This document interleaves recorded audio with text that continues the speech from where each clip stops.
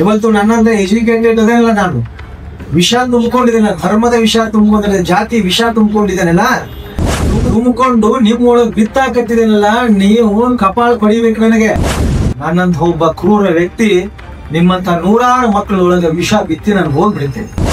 ಅಲ್ಲಿ ಮುಸ್ಲಿಂ ಜನ ಬಂದ್ರ, ಇನ್ನು ಯಾರೋ ಕ್ರಿಶ್ಚಿಯನ್ ಯಾರೋ ಇದ್ರು, ದಲಿತರ ಯಾರೋ ಇದ್ರು, ಇನ್ನೊಂದು ಯಾರೋ ಕುರುಬ್ರು ಕುಂಬಾರೋ ಯಾರೋ ಇದ್ರು ಸಹಿತ ನಾವು ಅವ್ರು ಏನನ್ನು ಕರಿತಿದ್ವಿ ಅಂದ್ರ ಕಾಕ ಮಾವ ಅತ್ತೆ ಚಿಗುವ ಇದು ಕರಿತಿದ್ವಿ. ಜಾತಿಯ ವ್ಯಸನ, ಧರ್ಮದ ವ್ಯಸನ. ನನ್ನ ಧರ್ಮ ಶ್ರೇಷ್ಠ, ನನ್ನ ಜಾತಿ ಶ್ರೇಷ್ಠ. ಇಂಥ ವ್ಯಸನ ಎಲ್ಲಿಂದ ಶುರು ಆಗೈತಿ ಅಂದ್ರೆ ಎಜುಕೇಟೆಡ್ ಫೂಲ್ಸ್ ಗಳಿಂದ. ನನ್ನೊಳಗ ಜಾತಿ ತುಂಬಿ ತುಳುಕಾಲಿಕತ್ತೆ, ನನ್ನೊಳಗ ಧರ್ಮದ ವಿಷ ಏರ್ಸ್ಕೊಂಡಿದೆ. ಈ ಧರ್ಮದ ವಿಷ, ಧರ್ಮದ ಜಾತಿಯ ವಿಷ ನಾನು ನಿಮ್ಮಂತ ಯುವಕರೊಳಗ ತುಂಬಾ ಕತ್ತಿದ್ದೇನೆ. ನಾನು ಎಜುಕೇಟ್, ಶಿಕ್ಷಣ ಪಡೆದವರು ಎಲ್ಲರೂ ಇವತ್ತು ಸಮಾಜದೊಳಗ ಅಶಾಂತತೆಯನ್ನ ಹುಟ್ಟು ಹಾಕಿದ್ದಾರೆ, ಹುಟ್ಟು ಹಾಕ್ತಾ ಇದಾರಲ್ಲ, ಹಾಕ್ಬಿಟ್ಟಿದ್ದಾರೆ. ಅದಕ್ಕೆ ಉತ್ತರವಾಗಿ ನಿಂತ್ಕೋಬೇಕಾದವ್ರು ನೀವು. ತುಂಬಿಕೊಂಡು ನಿಮ್ಮೊಳಗೆ ಬಿತ್ತಾಕತ್ತಿದೇನಲ್ಲ, ನೀವು ಕಪಾಳ ಹೊಡಿಬೇಕು ನನಗೆ.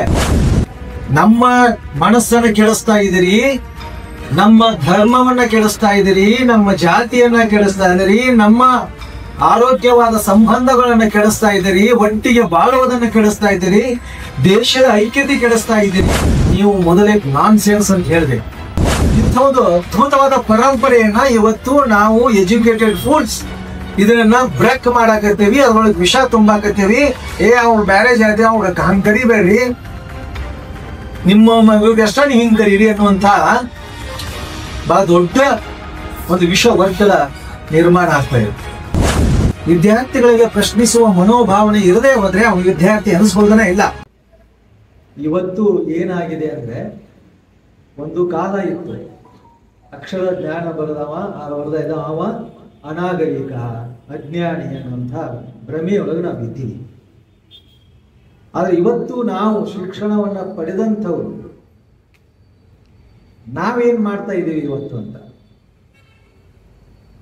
ನಮ್ಮ ಅಂಬೇಡ್ಕರ್ ಅವ್ರ ಮಾತು ನಿಮ್ಮ ನೆನಪಿರಿದ್ದು, ಶಿಕ್ಷಣ, ಸಂಘಟನೆ, ಹೋರಾಟ.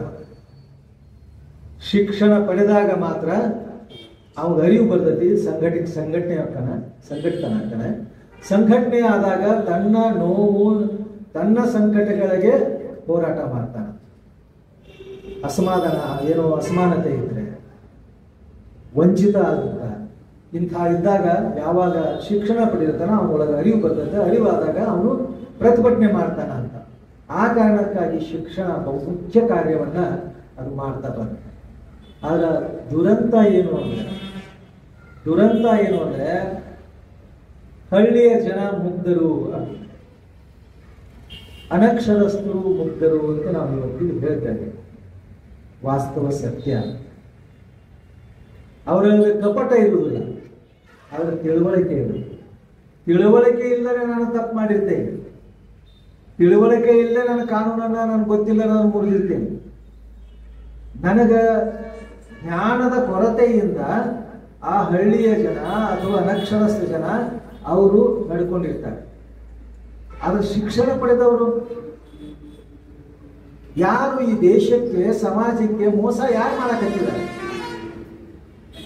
ಯಾರು ಮಾಡಕತ್ತಾರೆ? ಯಾರು ಮಾಡಕತ್ತಾರೆ ಹೇಳ್ರಿ? ದೇಶ ಬಿಟ್ಟು ಹೊರಗೆ ಹೋಗ್ಯಾರ, ಯಾರು ಹೋಗ್ಯಾರ? ಯಾರು ಒಬ್ಬ ಹೆಸರು ಹೇಳಿ ನೋಡು. ಮಲ್ಯ ಹೋಗಿದಾರ, ಹೌದು. ಇಂಥ 5-6 ಜನ, ಮೋದಿ ಅನ್ನುವಂತ ಇನ್ನೊಬ್ಬ ಹೋಗಿದ್ದಾರೆ. ಈ ಮೋದಿ ಅಲ್ಲ, ಇಂಥ 10 ಜನ ದೇಶದಿಂದ ಪಲಾಯನ ಮಾಡಿದ್ದಾರೆ ಇಲ್ಲಿ ಮೋಸ ಮಾಡಿ. ಅವರೆಲ್ಲ ಅನ್ಎಜುಕೇಟೆಡ್ ಅಲ್ಲ, ಎಜುಕೇಟೆಡ್, ಶಿಕ್ಷಣ ಪಡೆದವರು, ಡಬಲ್ ಡಿಗ್ರಿ ತಗೊಂಡವರು, ಅಂತಾರಾಷ್ಟ್ರೀಯ ವಿಶ್ವವಿದ್ಯಾಲಯದ ಪದವಿ ತಗೊಂಡವರು. ಅವರು ಬರೇ ಮನುಷ್ಯನಷ್ಟೇ ಅಲ್ಲ, ಇಡೀ ವ್ಯವಸ್ಥೆಗೆ ಮೋಸ ಮಾಡಿದಂಥವ್ರು. ಅವರು ಶಿಕ್ಷಣ ಪಡೆದವರು. ಇವತ್ತು ನಮ್ಮೊಳಗೆ ಯಾರು ಹೆಚ್ಚು ಎಜುಕೇಟೆಡ್ ಅದ, ಶಿಕ್ಷಣ ಇರೋದಲ್ಲ, ಅವರೊಳಗೆ ವ್ಯಸನ ಒಂದು ಶುರುವಾಗ್ಯದ.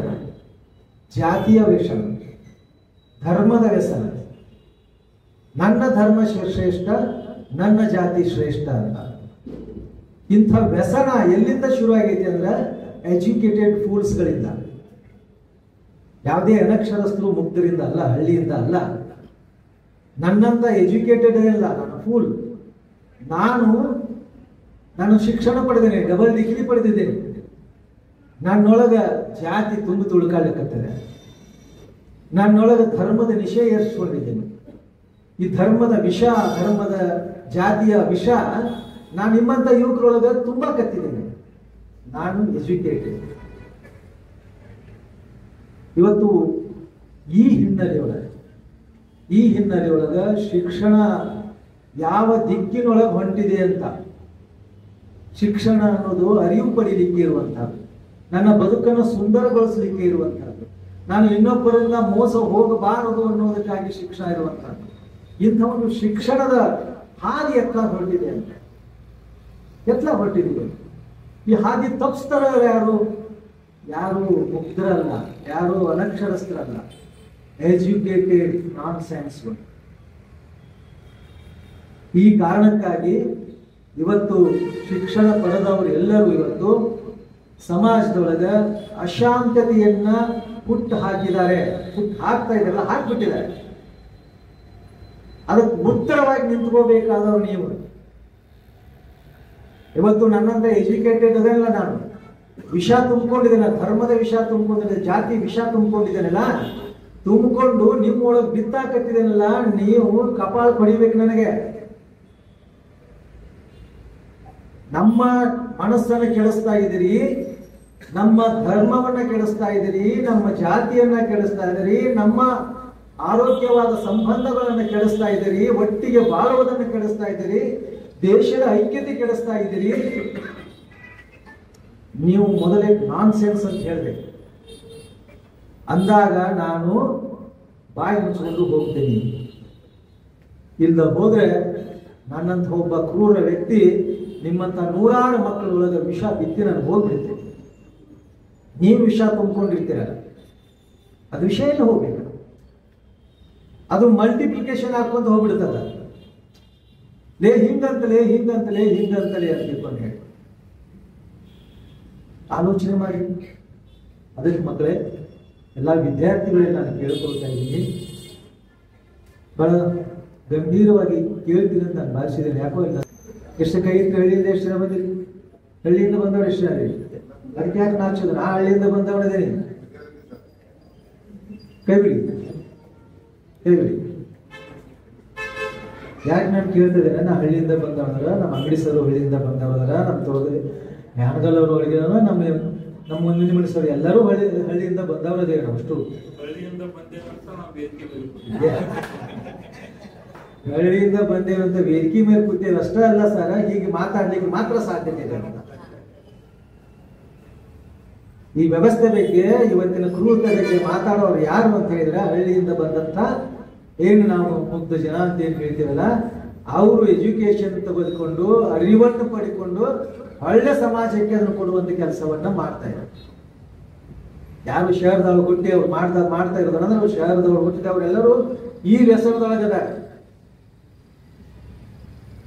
ಈ ಧರ್ಮದ ನಿಶೆ ಆಚೆ ಬರಬೇಕು ಅಂತ ನಾನು ಕೇಳ್ಕೊಳ್ತಾ ಇದ್ದೀನಿ. ಹಳ್ಳಿಯಿಂದ ಬಂದಾರೆ ಅಂತ ಹೇಳಿ ನಾನು ಸಣ್ಣವಿದ್ದಾಗ, ಈ ವೇದಿಕೆ ಮೇಲೆ ಸಣ್ಣ ಇದ್ದಾಗ, ನಮ್ಮ ಸರ್ ಸಣ್ಣವಿದ್ದಾಗ ನಮ್ಮ ನೆನಪಿದೆ ಮಕ್ಕಳೇ, ಅಲ್ಲಿ ಮುಸ್ಲಿಂ ಜನ ಬಂದ್ರೆ, ಇನ್ನು ಯಾರೋ ಕ್ರಿಶ್ಚಿಯನ್ ಯಾರೋ ಇದ್ರು, ದಲಿತರ ಯಾರೋ ಇದ್ರು, ಇನ್ನೊಂದು ಯಾರೋ ಕುರುಬರು ಕುಂಬಾರೋ ಯಾರೋ ಇದ್ರು ಸಹಿತ ನಾವು ಅವ್ರನ್ನ ಏನನ್ನು ಕರಿತಿದ್ದೀವಿ ಅಂದ್ರೆ ಕಾಕ, ಮಾವ, ಅತ್ತೆ, ಚಿಗವ್ವ ಅಂತ ಕರಿತಿದ್ದೀವಿ. ಇವತ್ತಿಗೂ ಹಳ್ಳಿ ಒಳಗಿದೆ ಹೋಗಿಲ್ಲ ಅಂತ ಸಂಬಂಧಗಳದಾವ. ಆ ಸಂಬಂಧಗಳನ್ನ ನಮ್ಗೆ ಯಾರು ನಮ್ಮ ಮದುವೆ ಆಗ್ಬೇಕಾದ್ರೆ ನಮ್ಮ ಬ್ಲಡ್ ಇದ್ರೊಳಗೆ ಹಾಕಿರ್ತಾರೆ, ನಮ್ಮ ಸಂಬಂಧಿತ ಜಾತಿ ಒಳಗೆ ಹಾಕಿರ್ತಾರೆ, ಎಲ್ಲ ಹಾಕಿರ್ತಾರೆ. ಆದ್ರೆ ಎದುರಿಗೆ ಬಂದವನ ಜೊತೆ ಮಾತಾಡ್ಬೇಕಾದಾಗ ನನ್ನ ಮನೆಯವನ ಜೊತೆ ಮಾತಾಡ್ದಂಗೆ ಮಾತಾಡ್ತೇನೆ. ನನ್ನ ದೊಡ್ಡಪ್ಪ ಅಂದ ಅಂತ ಹೇಳ್ತೇವೆ. ಏನ್ ದೊಡ್ಡಪ್ಪ ಅದ, ಆರಾಮದಿಯಾ? ಏನ್ ಕಾಕ ಆರಾಮದಿಯಾ? ಏನ್ ಮಾವ ಆರಾಮದಿಯಾ ಅಂತ ನಾವು ಕೇಳ್ತೀವಿ. ಇದನ್ನ ಕಟ್ಟಿಕೊಟ್ಟವ್ರು ಯಾರು? ಇಂಥ ಸಂಬಂಧಗಳನ್ನ ಕಟ್ಟಿಕೊಟ್ಟವ್ರು ಯಾರು? ನೋಡಿ ಮಕ್ಕಳೇ, ಇಂಥ ಒಂದು ಅದ್ಭುತವಾದ ಪರಂಪರೆಯನ್ನ ಇವತ್ತು ನಾವು ಎಜುಕೇಟೆಡ್ ಫೂಲ್ಸ್ ಇದನ್ನ ಬ್ರೇಕ್ ಮಾಡಾಕತ್ತೀವಿ, ಅದ್ರೊಳಗೆ ವಿಷ ತುಂಬಾಕತ್ತೀವಿ. ಅವ್ನ ಮ್ಯಾರೇಜ್ ಆಗಿ ಅವ್ನ ಹಂಗೆ ಕರಿಬೇಡ್ರಿ, ನಿಮ್ಮ ಮಗುಗೆ ಎಷ್ಟ ನೀವು ಹಿಂಗೆ ಕರೀರಿ ಅನ್ನುವಂಥ ಬಹಳ ದೊಡ್ಡ ಒಂದು ವಿಷ ಒತ್ತಡ ನಿರ್ಮಾಣ ಆಗ್ತಾ ಇದೆ. ಆ ಕಾರಣಕ್ಕಾಗಿ ಮಕ್ಕಳೇ ಈ ಸಂಬಂಧಗಳನ್ನ ಗಟ್ಟಿಗೊಳಿಸಿ. ಹಳ್ಳಿಯಿಂದ ಬಂದವರಿದ್ದೀರಿ, ಈ ಸಂಬಂಧಗಳನ್ನ ಇನ್ನೂ ಗಟ್ಟಿಗೊಳಿಸಿ. ಯಾರು ಎಷ್ಟೇ ಇದನ್ನು ಮಾಡಿದ್ರು ಸಹಿತ ನಾನು ಸರಿಯಾದ ನನ್ನೊಳಗೆ ಅರಿವಿದ್ರೆ, ನನ್ನೊಳಗೆ ಸರಿಯಾದ ಅರಿವಿದ್ರೆ, ಎದುರಿನ ಅವನು ನನ್ನಂಗ ಮನುಷ್ಯ ಅನ್ನುವಂಥ ಇದ್ರೆ, ಅವನು ನನ್ನಂಗ ಬಂಧು ಅನ್ನುವಂಥದ್ದು ಇದು ಇದ್ರೆ, ಖಂಡಿತ ಯಾರು ವಿಷ ಎಷ್ಟೇ ಹಾಕಿದ್ರು ಸಹಿತ ಅದನ್ನು ಹೊರಗೆ ಹಾಕಿ ಅರಿವಸ್ತನ್ನ ಇಟ್ಕೊಳ್ಳಿಕ್ಕೆ ಸಾಧ್ಯತೆ ಇದೆ.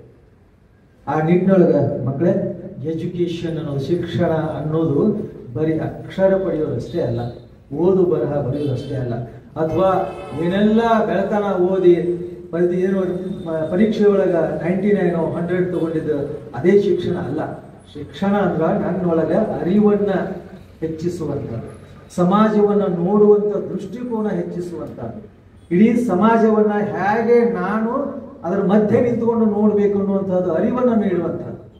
ಆ ಕಾರಣಕ್ಕಾಗಿ ನಮ್ಮ ಇತಿಹಾಸವನ್ನ ತಿಳ್ಕೋಬೇಕು, ಇವತ್ತು ವಾಸ್ತವ ಸತ್ಯವನ್ನ ತಿಳ್ಕೋಬೇಕು.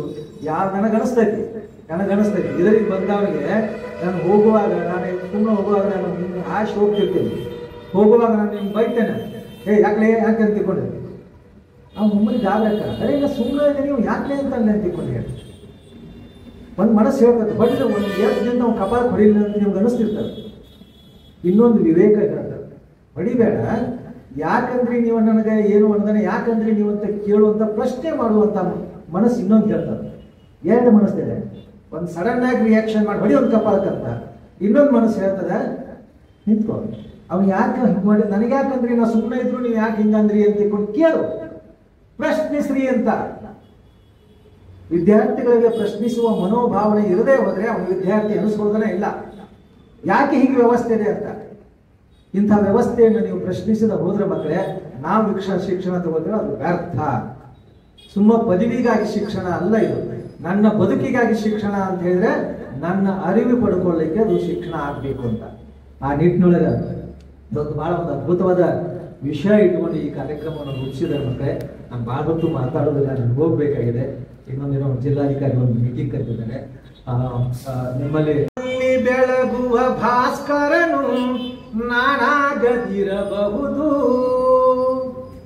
ಬಾನಲ್ಲಿ ಬೆಳಗುವ ಭಾಸ್ಕರನು ನಾನಾಗದಿರಬಹುದು, ಕಾರ್ಮೋಡದಂಚಿನ ಸುಳಿಗಾಳಿ ನಾನಾಗದಿರಬಹುದು, ಆಗಬಹುದು ನಾನೊಂದು ಬದುಕನು ಮೆಲ್ಲುವ ಮೆಲ್ಲುಸಿರು, ಆಗಬಹುದು ನಾನೊಂದು ഇരുളലി ಮಿಂಚುವ ಮಿಂಚುಗಳು, ഇരുಳಲಿ ಮಿಂಚುವ ಮಿಂಚುಗಳು, ಕಾನನದೊಳಗೆ ಎಲ್ಲೆಯ ಮೀರುವ ವೃಕ್ಷದ ನೆರಳು ನಾನಲ್ಲ, ಬಾನೊಳು ಎಲ್ಲೆಡೆ ಮೀರುತ್ತ ಹಾರುವ ಗರುಡನ ಗುರುತು ನನಗಿಲ್ಲ, ಆಗಬಹುದು ನಾನೊಂದು ಕುರುಚಲು ಗಿಡದ ತೆರೆಗೆಲೆಯು, ಆಗಬಹುದು ನಾನೊಂದು ಗಾಳಿಯಲ್ಲಿ ತೇಲುವ ರೆಕ್ಕೆಗಳು,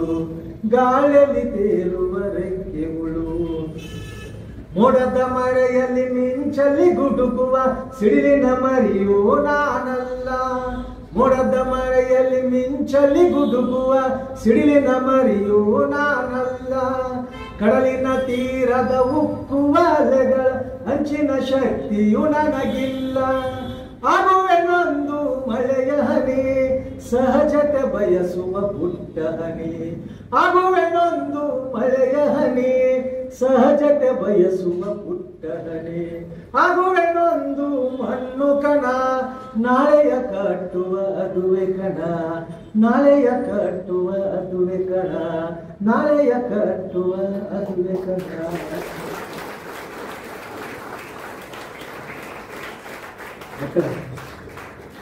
ಮಣ್ಣಿನ ಕಣ ಏನು ಕಣ ಅನ್ಸ್ಕೊಂಡೆ, ಒಂದು ಸಣ್ಣ ಕಣ ಇರ್ತಲ್ಲ, ಒಂದು ಮುಷ್ಟಿ ಮಣ್ಣು ತಗೊಳ್ಳಿ, ಆ ಮುಷ್ಟಿ ಮಣ್ಣೊಳಗೆ ಒಂದು ಬೀಜ ಹಾಕಿ ಒಂದ್ 2 ಹನಿ ನೀರು ಅದಕ್ಕೆ ಹಾಕಿದ್ರೆ ಸಾಕು, ಆ ಬೀಜಕ್ಕೆ ಆ ಮಣ್ಣು ಜೀವ ಕೊಡ್ತದೆ. ಅಲ್ಲ, ಎಂಥ ಅದ್ಭುತ ಅಂತ. ಹಂಗ ನೀವು ಒಂದು ಮುಷ್ಟಿ ಮಣ್ಣು ಹಾಕಿ ಮಕ್ಕಳು, ನೀವು ಇಷ್ಟು ಕಾಲೇಜಿನ ವಿದ್ಯಾರ್ಥಿಗಳು ನೀವು ಒಂದಾಗಿ ಒಂದು ಆಲೋಚನೆ ಮಾಡಿದ್ರ ಒಂದು ಹೊಸ ಸಮಾಜವನ್ನು ಸೃಷ್ಟಿ ಮಾಡಬಹುದು ಅಂತ ಹೇಳ್ಬಿಟ್ಟು ನನ್ನ ಮಾತು ಮುಗಿಸ್ತೇನೆ. ನಮಸ್ಕಾರ.